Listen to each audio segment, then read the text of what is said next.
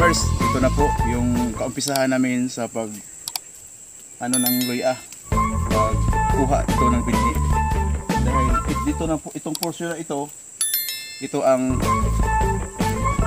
pinag-anohan namin ng talagang, ito talaga ang section na to na ito ang pagkukunan namin ng binhi sa year 2022. Ito na po, nag-umpisa na kami ng luya, nag-harvest.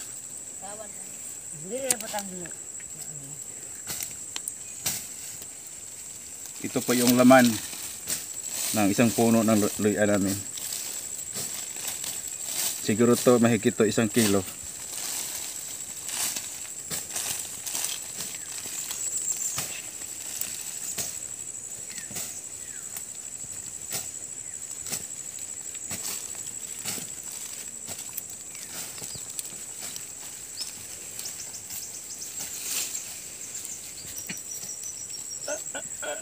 Ay.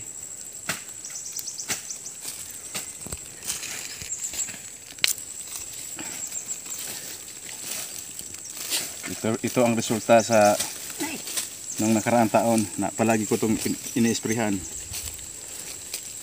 Alam naman natin yung luya ngayon, kinakailangan talagang alagaan.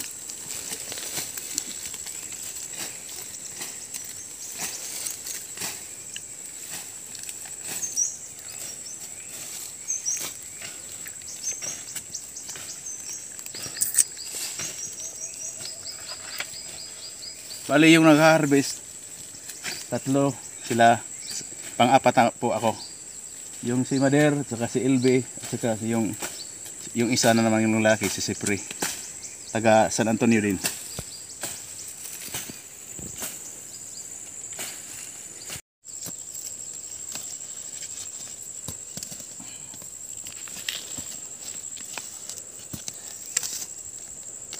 Ay, ito na.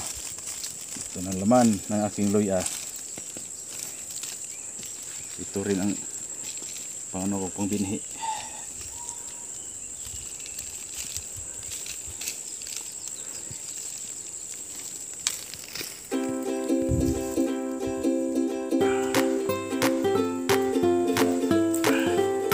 Mga 2 kilo to.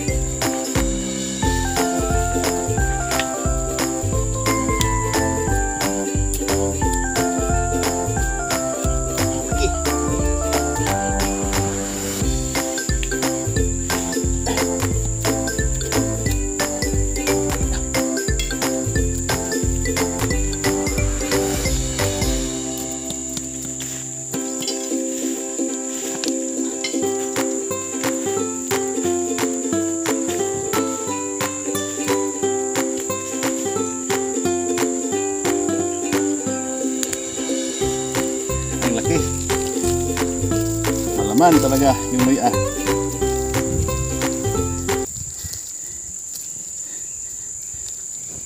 Ito mga ka-farmers, yung target namin na estimated namin na kukunin sa itong maliit na portion na to. Yung target namin na timbang na ipagtatanim sa ngayong taon na to, 2022, yung estimated namin itatanim ay siguro tama lang yung 500 kilos. Pwede na yun. Kaya para hindi gaanong mapagod. At saka ito, plano namin na yung target namin na timbang na kapag pagkukunan ng binhi, mga ano lang to, estimated lang to 500 kilos hanggang dyan lang siguro, aabot na to ng 500 kilos dahil maganda naman tubo ng binhi aming luya.